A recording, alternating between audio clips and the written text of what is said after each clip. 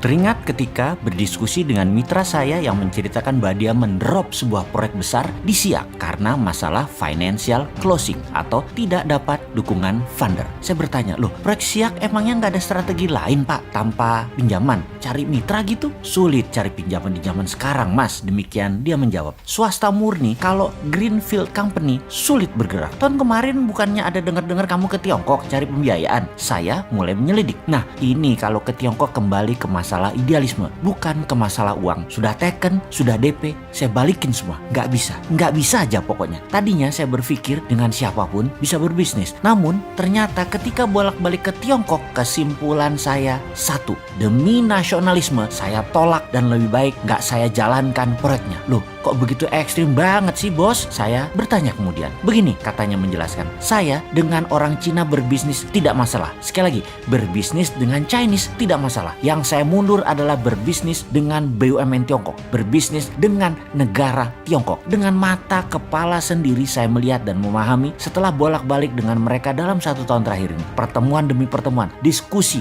dan menyaksikan sendiri apa dan siapa mereka. Tiongkok itu membagi dua secara global bisnisnya. Dalam negeri, swasta yang mengelola, yang bermain kira-kira 80%. Luar negeri, BUMN Tiongkok yang bermain hampir 90%-nya. Pemerintah dukung dana, dukung fasilitas lainnya ke BUMN Tiongkok untuk menggarap luar negeri. Dengan 1,5 miliar manusia di Tiongkok, mereka memerlukan pangan dan kerja buat penduduknya. Tiongkok membuat grand strategi dan policy. China is not a country. China is civilization. China itu bukan negara, tetapi komunitas. Diaspora Cina menguasai seluruh jagat raya. 2-5% di sebuah negara, pasti diaspora Cina berada di sana. Dan bagi mereka, yaitu Tiongkok, melihat mereka semua itu adalah satu civilization yang bisa dimanfaatkan akar budayanya. Lalu saya perhatikan, semua yang kerja di luar Tiongkok, BUMN Cina, semua muda-muda, masih single, paling tua, tidak lebih 35 tahun. Target mereka jelas, karena terucap oleh pemimpin mereka. Mereka itu akan dijadikan diaspora, nggak usah pulang kalau perlu. Single, kawin dengan penduduk lokal, baik Cina diaspora atau pribumi lokal, nggak masalah. Lebih murah bagi mereka,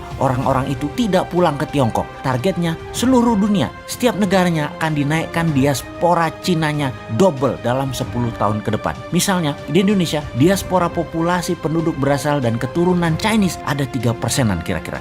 Dalam 10 tahun akan menjadi 6% dari jumlah penduduk. Ini mungkin banyak yang tidak percaya informasi seperti ini. Ini strategi Tiongkok. Ini bagian dari obor One Belt One Road. Yang 3% itu saudara kita. Tapi yang baru itu mesin perang. Dan akan tidak nyaman saudara yang sudah berpaspor hijau dari sejak lama. Namun itulah taktik perang ekonomi dan hybrid war ala Rusia Morishkova 2.0. Strategi ini dipakai Rusia untuk mencaplok Crimea. Negara berdaulat itu diambil Rusia. Dunia hanya bisa diam. Semua orang yang bekerja di BUMN Tiongkok di luar negeri telah mengikuti semacam wajib militer. Mereka terdidik secara militan dan militer. Dengan pengetahuan ini, saya putuskan saya tidak akan berbisnis dengan BUMN Tiongkok. Ini sama saja dengan menjual bangsa, menjual negara, menjual NKRI. Lebih baik proyek saya tidak jalan daripada bangsa Indonesia tergadai. Dan sekarang saya jadi bingung dengan pejabat yang malah memfasilitasi Tiongkok masuk. Lalu